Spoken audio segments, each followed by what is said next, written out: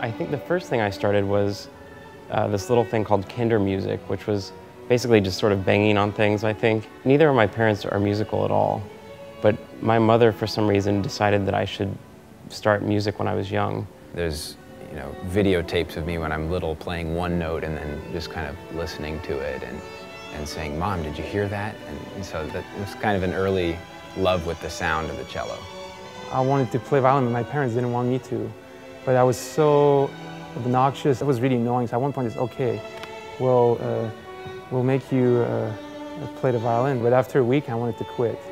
I witnessed my brother suffering through lessons that he hated.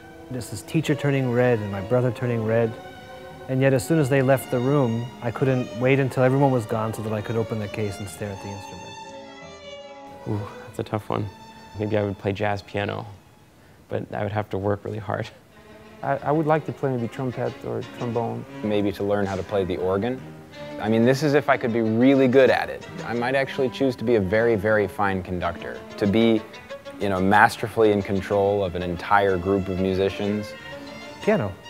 It's the greatest instrument.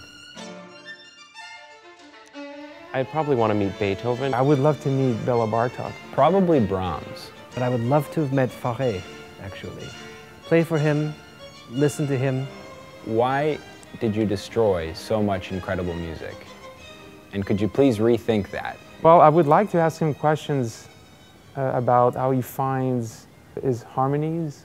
Because I've studied a lot of composers, but with him, there's no system. There's so many questions that we might have about certain things like the metronome markings or certain articulations in the late quartets. So maybe I would like to ask him about that just because it applies to my daily life.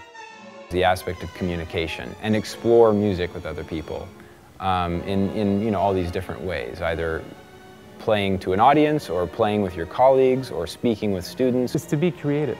I mean, to take these masterpieces, but try to understand them and maybe make them accessible to the public. Finishing the concert.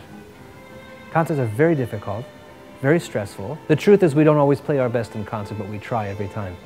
Any musician is so lucky to be able to support themselves doing something that's such a joy. I mean, I never feel like I'm going to work, every day. Going to rehearsal it's just a part of my life, but it's not a part of my life that I would ever not want to do.